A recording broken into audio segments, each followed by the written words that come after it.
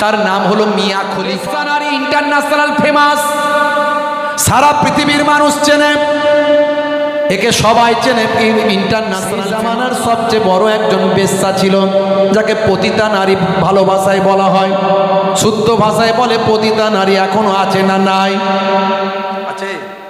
হ্যাঁ, মানুষ চেনা যায় না। দিনের বেলা সুফি সাধক হয়ে, ভালো মানুষ হয়ে, সহজ সরল মানুষ হয়ে ঘুরে বেড়ানো হয়, রাতের বেলা পতিতালয়ে যায়। এমন লোক মনে হয় নাই আমাদের সমাজে? জি জি ভাইরা আমার, এখনকার যুগেও বিখ্যাত পতিতা নারী, আমি একজনের নাম বলি শোনেন। আমার কাছে তার সম্পর্কে ডিটেলস পাঠিয়েছে। তার নাম হলো মিয়া খলিফা। যারা ইন্টারনেট ঘাটাঘাটি করে তারা জানে। হে তরুণ যুবকেরা, এই মিয়া খলিফা আসলে মুসলমান নয়, কিন্তু নামটা শুনলে মনে হবে মুসলমান। এই জন্যই আমার কাছে সেই ভাই ডিটেলস পাঠিয়েছে, বলে হুজুর এই যে একজন পতিতা নারী, বেশ্যা নারী, ইন্টারন্যাশনাল ফেমাস, সারা পৃথিবীর মানুষ চেনে একে, সবাই চেনে। ইন্টারন্যাশনাল ফেমাস, মিডিয়া, পেপার, পত্রিকায় বিভিন্নভাবে তার সম্পর্কে লেখালেখি পর্যন্ত হয়। হে যুবকেরা, শুনে রেখে দেন, জেনে রেখে দেন, কখনো এই সমস্ত অন্যায়, অবিচার, পাপাচারের মধ্যে লিপ্ত হবেন না। আমার আল্লাহ কোরআন মাজিদে জানিয়ে দেন, লা তাকরাবুজ জিনা, তোমরা জেনার ধারে কাছেও যেও না। এখন পর্দা প্রথা উঠে গেছে আমাদের মাঝখানে।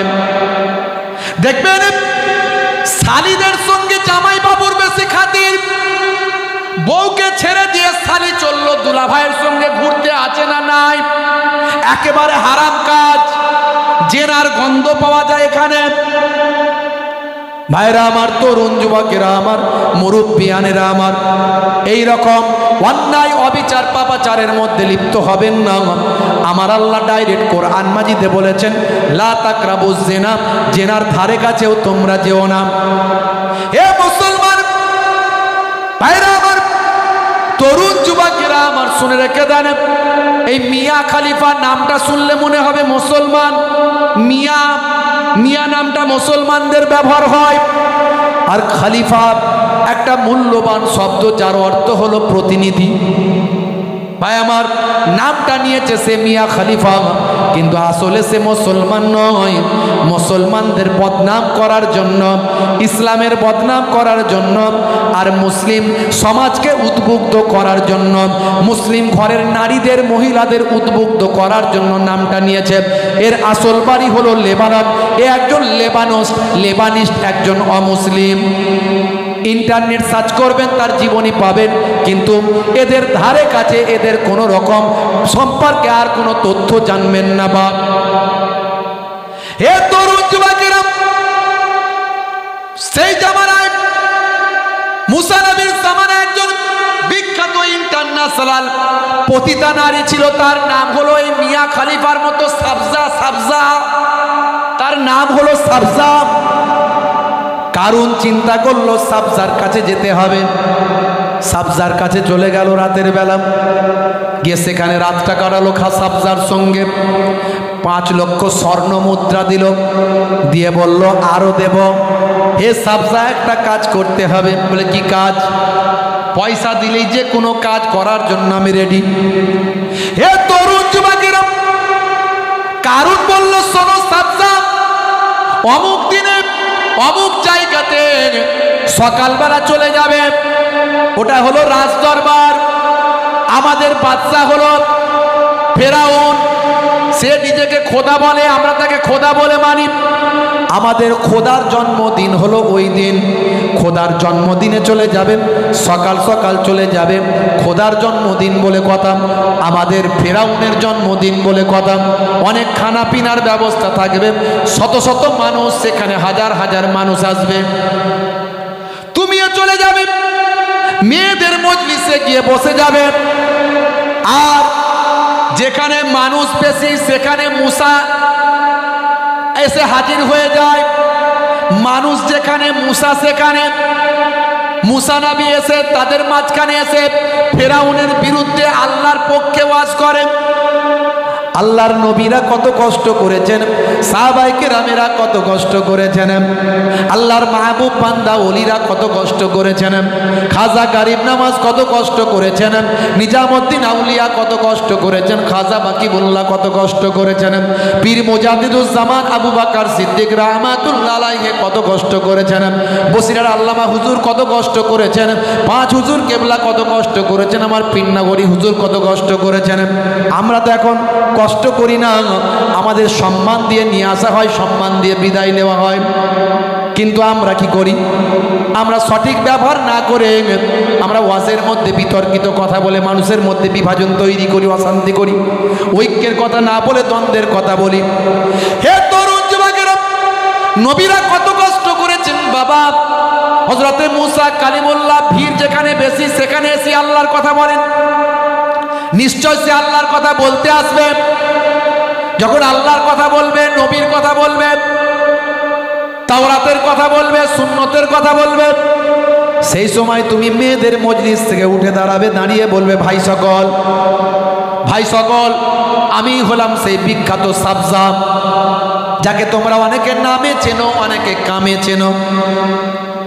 কারণ তোমার কাস্টমারও তো সেখানে থাকবে। তুমি বলবে, অনেকে আমাকে নামে চেনে, অনেকে কামে চেনে, আমি সেই বিখ্যাত সাবজা।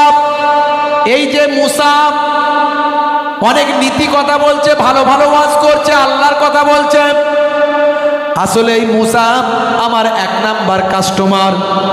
এই একটা কথা যদি তুমি বলতে পারো, মুসাকে যদি অপমানিত করতে পারো হাজার হাজার লোকের সামনে, মুসার কথা যদি বলতে পারো মুসা আমার কাস্টমার, তাহলে মনে রাখবেন, যা স্বর্ণ মুদ্রা দিয়েছি তার থেকে আরো তোমাকে বাড়িয়ে দেব। তবে হ্যাঁ, যখন আমি স্টেজে আমিও বসে থাকবো, ফেরাউনের পাশে আমি থাকবো, আমি তার উজির, আমি তার উজির, ফেরাউনের পাশে দিয়ে আমি বসে থাকবো।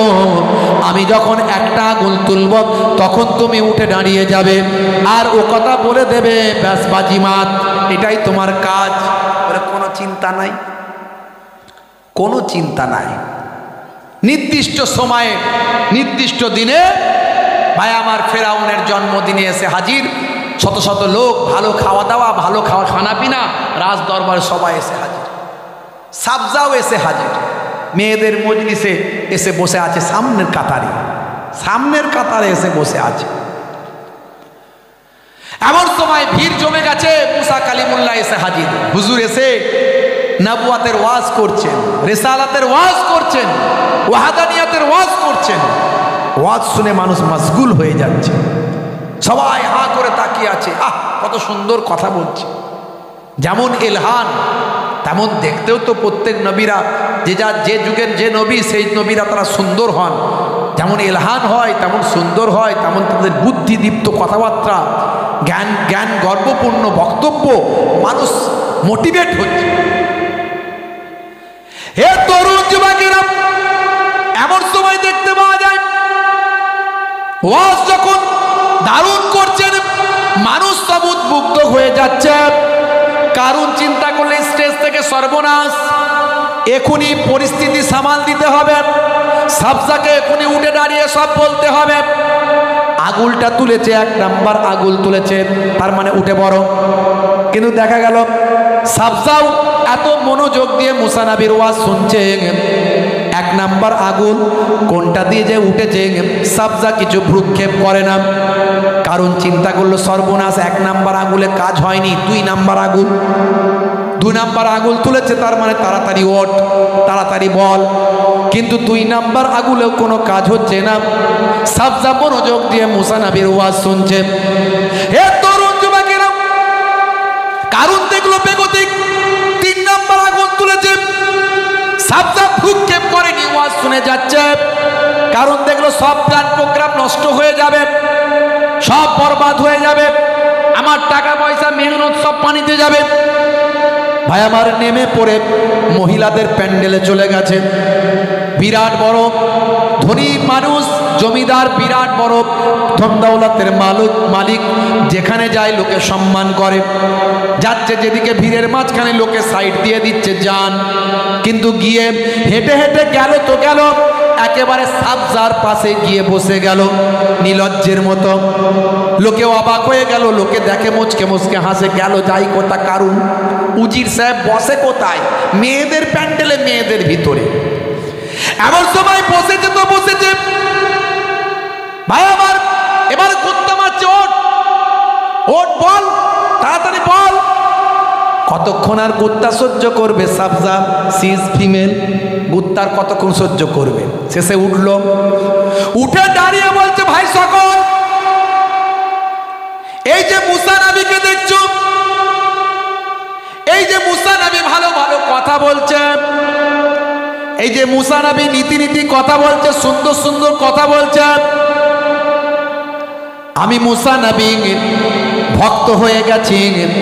আর এই যে আমার পেছনে কারুনকে দেখছো, এই কারুন হলো আমার 1 নাম্বার কাস্টমার। বলতে এসেছিল মুসা নবী আমার কাস্টমার, বললো কারুন আমার কাস্টমার। কারুনের মাথায় হাত। কি বললি রে হতভাগী? বললিটা কি? তোর সঙ্গে কি এই কথা? আমি জীবনে কোনোদিন মুসা নবীকে চোখে দেখিনি, মুসা নবীর ওয়াজও শুনিনি। আজ আমি চোখে দেখলাম, ওয়াজ শুনলাম, আমি সাবজা ফিদা হয়ে গেলাম, পাগল হয়ে গেলাম। আমি ওয়াজ শুনে মাশগুল হলাম। এতদিন পর্যন্ত আমি পাপের দুনিয়ায় আছি, আজ থেকে আমার মনে হয়েছে এই পাপ, আমি অন্যায় কাজ কেন করছি। মুসা নবীর কথা শুনে আমার হৃদয়টা বিগলিত হয়েছে।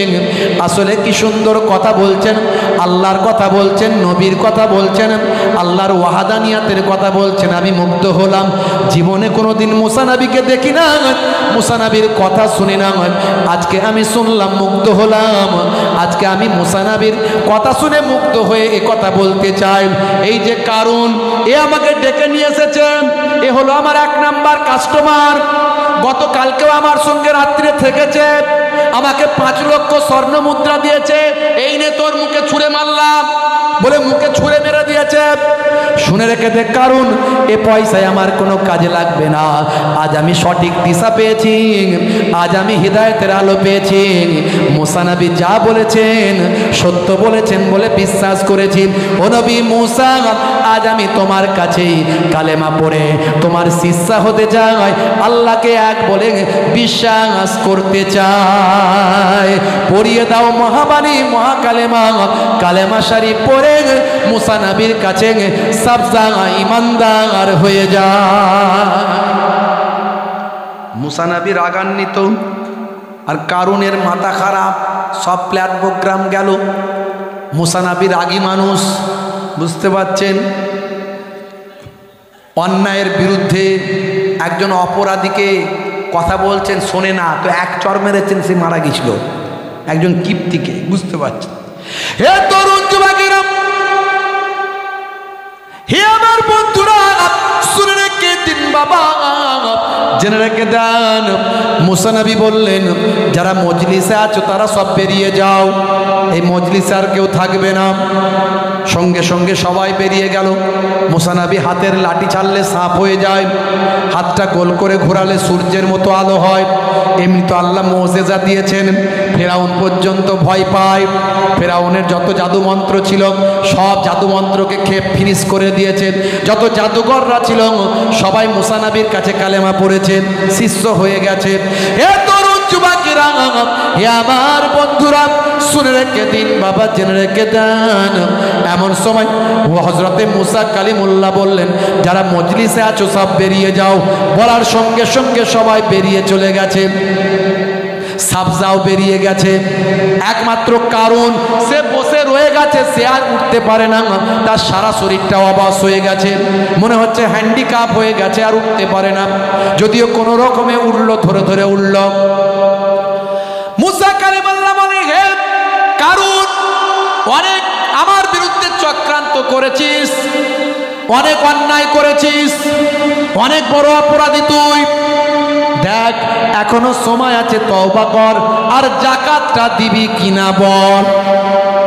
আবার সে যাকাতের কথা, বুঝতে পেরেছি, তোমার জাদু মন্ত্র বিরাট ক্ষমতা, হাতের লাঠি ছেড়ে দাও সাপ হয়ে যায়, আর এখন সব কিছু জয় করে ফেললে জাদু মন্ত্র দিয়ে। তুমি ভাবছো তোমার এই মন্ত্র ফন্ত্র দিয়ে জাদু ফাদু দিয়ে আমাকে জাকাত দেয়া করাবে। আমি কারুন, আমি এক কথার লোক, মরে যাব তবু জাকাত দেবো না।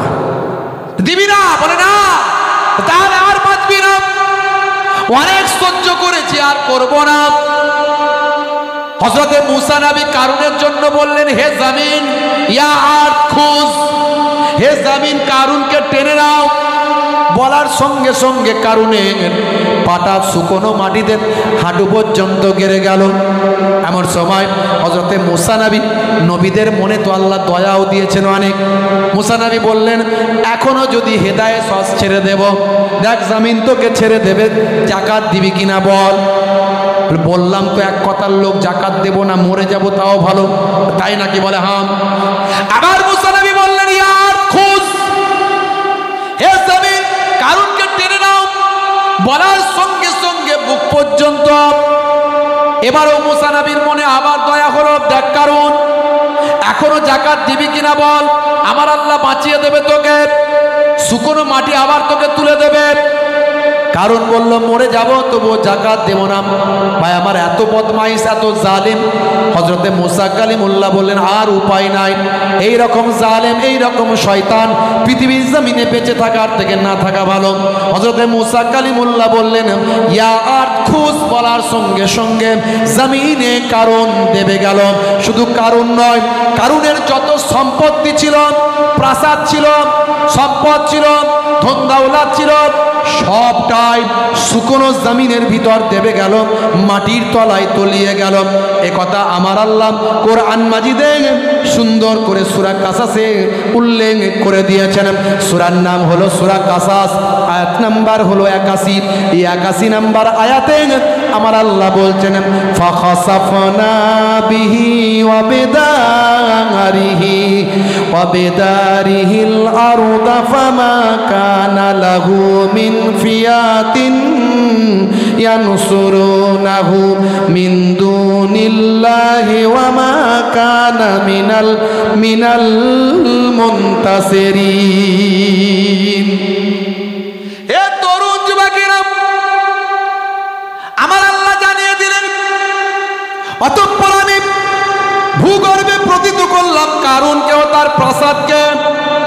আল্লাহ ব্যতীত তাকে সাহায্য করার কোনো দল ছিল না, আর সে নিজে কেউ সাহায্য করতে পারল না।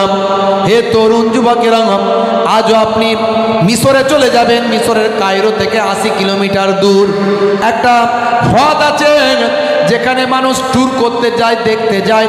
সেই হ্রদটার নাম হলো কারুন হ্রদ। সেই কারুন হ্রদে যে আপনি যাবেন, সেখানে আজও অস্তিত্ব নিদর্শনখানা খুঁজে পাবেন। হে তরুণ যুবকেরা, হে আমার মুরব্বিয়ানেরা, বলার উদ্দেশ্য, আমার আল্লাহ পৃথিবীর জমিনে মানুষকে ইবাদতের জন্য পাঠিয়েছেন। বান্দা যখন ইবাদত থেকে ভুলে যায়, আমার আল্লাহ তাদের উপর গজব নাযিল করে দেয়। তবে একসঙ্গে আল্লাহ আমার নবীর উম্মতদের একসঙ্গে ধরবে না, চাটে অল্প অল্প করে ধরবে। এক জায়গায় দেখবেন বন্যা হচ্ছে, অন্য জায়গায় হয়নি। এক জায়গায় ভূমিকম্প হচ্ছে, অন্য জায়গায় হয়নি। এক জায়গায় সুনামি হচ্ছে, অন্য জায়গায় হয়নি। এক জায়গায় আসমান থেকে গজব হচ্ছে, অন্য জায়গায় হয়নি। কারণ এটা আমার নবীর দোয়া, বুঝতে পারছেন?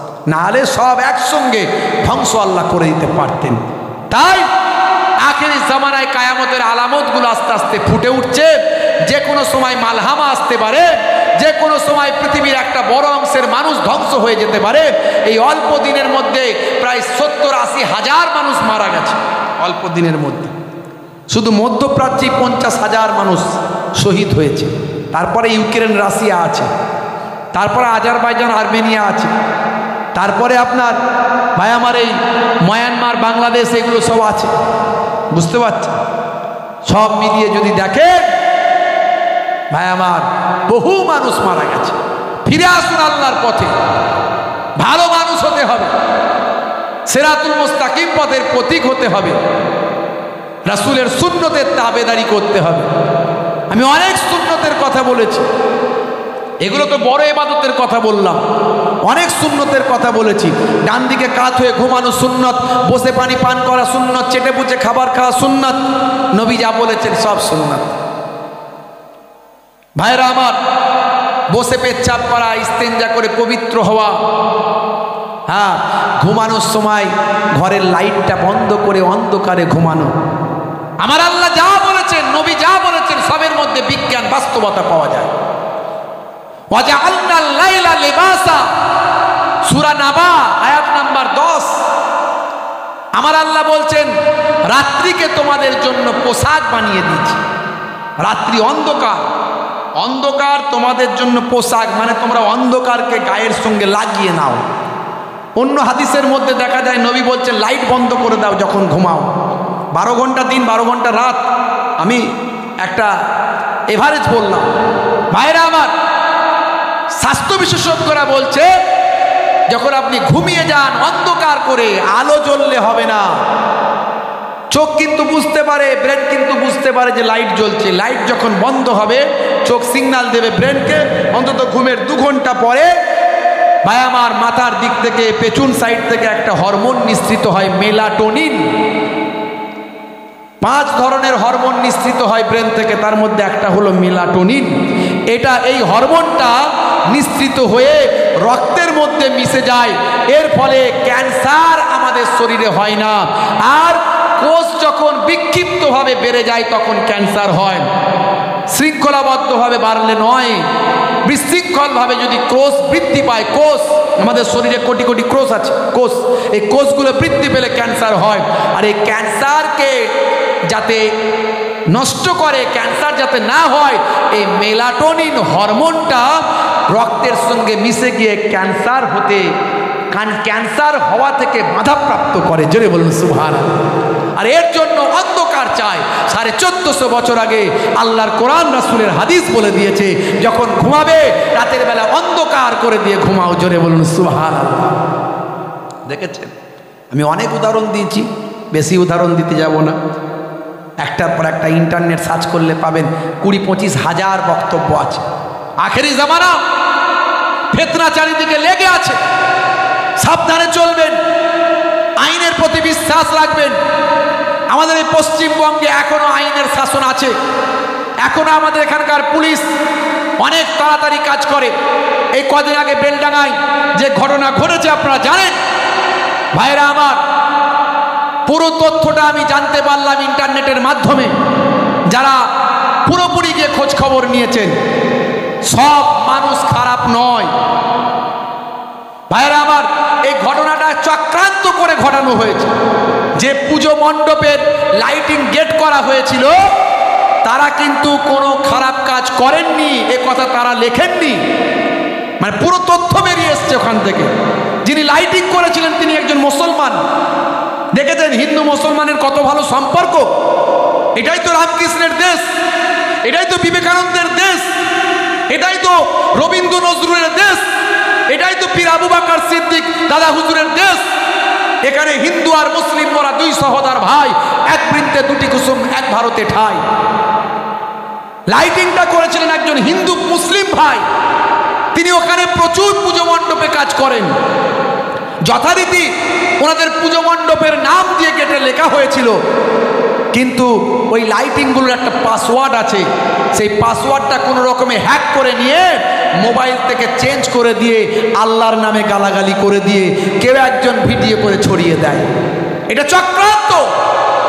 আগামী 2026-এ বিধানসভা ভোটের আগে এইরকম বারবার চক্রান্ত আসবে।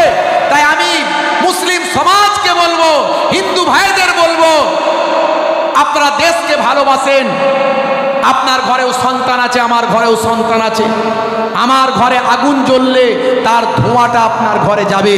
কারণ এই পশ্চিমবঙ্গ, এই বাংলা এত সম্প্রীতির রাজ্য, এখানে এত পাশাপাশি হিন্দু মুসলমানের বাস।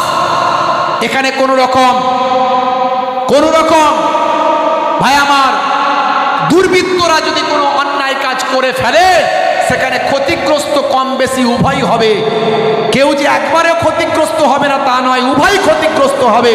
তাই আমি এটুকু বলবো যে কোনো রকম প্ররোচনায় পা দেবেন না। বিধানসভার আগে এক শ্রেণীর চক্রান্তকারী যারা সাম্প্রদায়িক সাম্প্রদায়িক বিভাজন করলে যাদের লাভ হবে তারা বারবার চেষ্টা করবে, বেলডাঙ্গার মতো ঘটনা ঘটানোর চেষ্টা করবে। দেখেছেন তো একজন ফিল্ম স্টার নায়ক, ভাই আমার, যে আগে নায়ক ছিল, আমি জানি না, যেটা মিডিয়ায় দেখতে পাচ্ছি, মুসলমানরাও তো তাকে নায়ক বানিয়েছিল, ফিল্ম স্টার বানিয়েছিল, সুপারস্টার বানিয়েছিল, বুঝতে পারছি কত মুসলমানরা তাকে বানিয়েছিল ভাইরা আমার। আর অথচ সে এসে বলছে কুছ ভি হোগা, কুছ ভি হোগা, কিয়া হোগা, কিয়া হোগা। মুর্শিদাবাদের একজন বিধায়ক, তিনি 70-30 করেছেন, তার বক্তব্যটা আমি ইন্টারনেটে শুনেছি। তিনি বলেন, আমি রাজনীতির ক্ষেত্রে বলেছি যে রাজনীতির অঙ্কে আমার দল 70, তোমার দল 30, বেশি এ করলে কি একটা নদী বলেছে যেন সেই নদীতে ফেলে দেবো, এটা রাজনীতির অঙ্কে তিনি বলেছেন। আর এখানে নায়ক সাহেব, ফাটাকেষ্ট সাহেব কি বলেন, কি যেন একটা ডায়লগ বলে, গোখরো সাপ না কি বলে, কি একটা আর একটা কি বলে যেন, কি ছবল দিলি নাকি ছবি হয়ে যাবে না কি বলে, বুঝতে পারছি। তো ওই ফাটাকেষ্ট সাহেব সেখানে রাজনীতির অঙ্কটাকে ধর্মের অঙ্কতে নিয়ে চলে গেল, হিন্দু মুসলমানের অঙ্কে নিয়ে গেল, নিয়ে গিয়ে বলছে, এবার বলছে কি বলছে, বলছে তুম হামারা এক ফল তোড়োগে তো হাম তোমারা 4 ফল তোড়েঙ্গে। এ দ্বারা কি বার্তা দিচ্ছ?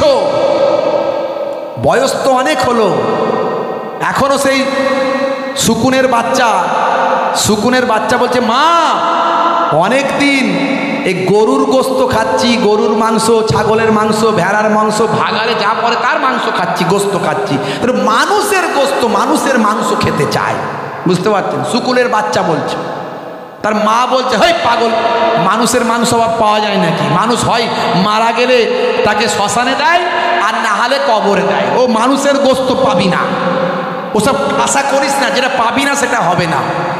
বাপ সুকুনটা বলছে, চিন্তা করো না। বলছে কি করবে? বলে এমন ব্যবস্থা করবো, আমার ছেলের স্বপ্ন পূরণ করব, ছেলের জন্য। দেখেছেন, সব ছেলের জন্যে। হ্যাঁ, আমার ছেলে বাঁচবে, আমি বাঁচবো। হ্যাঁ, ছেলের জন্য। ভাইরা আমার, দেখবেন এই যে ফাটাকেষ্ট সাহেবের ছেলেও নাকি কি সব ঝামেলায় জড়িয়েছিল, মানে এখনো আছেন নাকি জানি না। তো এইসব ব্যাপার, অনেক কিছু ব্যাপার আছে ভাই এসব ভিতরে। সাধারণ মানুষ আমার আপনার ঘরের মাথায় ঢুকবে না। আমার আপনার নিজের ঘরের ছেলেরা মারপিট করবে, ওদের ছেলেরা বিদেশে গিয়ে পড়াশোনা করবে, ওরা বড় বড় হায়ার জায়গায় পৌঁছাবে। ভাইরা আমার, তো বাপ সুকুনটা বলছে চিন্তা করো না, আমি বুদ্ধি এঁটেছি। কি বুদ্ধি? হ্যাঁ, বলছে একটুখানি শূকরের গোস্ত নিয়ে গিয়ে এই মসজিদে ফেলে দেবো, আর একটুখানি গরুর গোস্ত নিয়ে গিয়ে মন্দিরে ফেলে দেবো। তাই করে দিল। দেওয়ার পরই সকালবেলা ব্যাস শুরু হয়ে গেল। বাপ সুকুন গাছে বসে বসে হাসছে, দেখেছিস শুরু হয়েছে, আমার ছেলে এবার মানুষের গোস্ত খাবে। তো এই চাইছে কিছু মানুষ।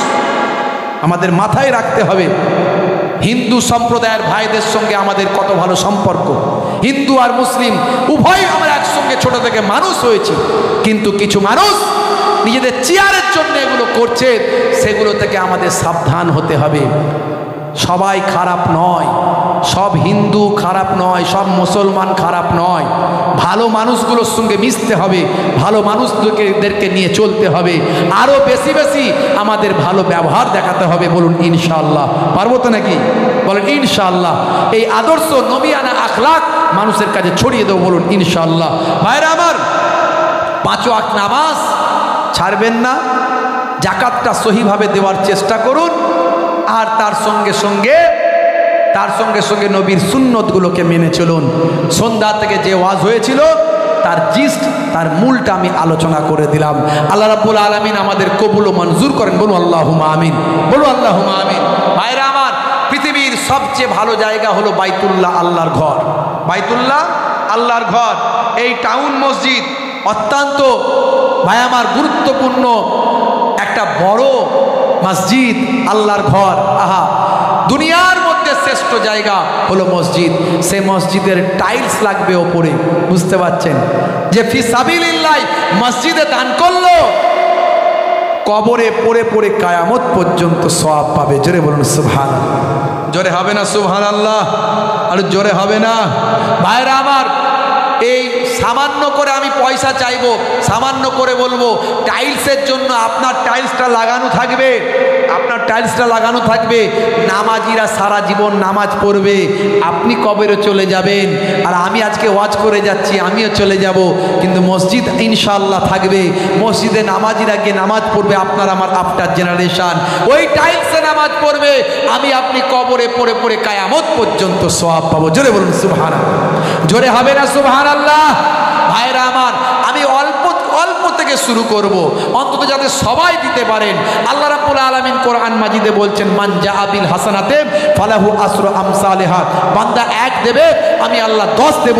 আবার মসজিদে দেওয়া মানে সৌভাগ্যের ব্যাপার। সাদকায়ে জারিয়া 7টা আছে, 7টা, তার মধ্যে আল্লাহর নবী বলছেন আও বানা মাসজিদান, যে ব্যক্তি মসজিদ তৈরি করবে, মসজিদে সহযোগিতা করবে। তো বাপজি আমার, মাত্র এই টাইলস লাগানোর জন্য 1000 টাকায় কতগুলো পিস হবে আমি জানি না, 1000 টাকা করে 8 জন বলতে পারেন, 1000 টাকা করে 8 জন, জান্নাত হলো 8টা, আর সাদকায়ে জারিয়ার সব টাইলসের জন্য 8 জন, 1000 করে বলতে পারেন, 1000 করে 8 জন, আর 500 করে 8 জন। একটু হাত তুলে দেখাতে পারেন? আপনারা অনেক দিয়েছেন, কিন্তু আমি আপনাদের ভাই, গভীর রাত্রিতে দুনিয়ার সমস্ত অফিস বন্ধ, আল্লাহর অফিস খোলা, একটু হবে?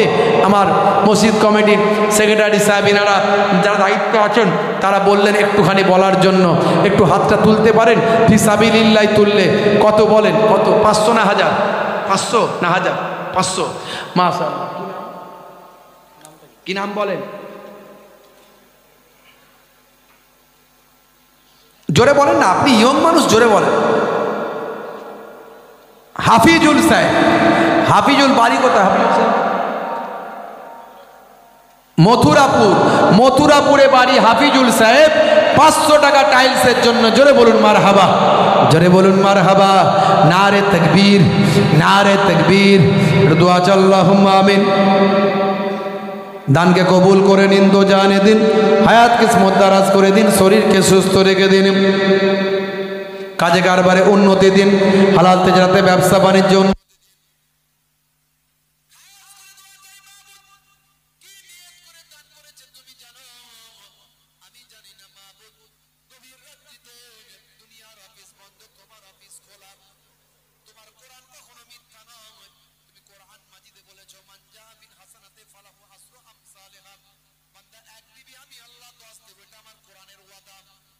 হাদিসে কুদসির মধ্যে বলে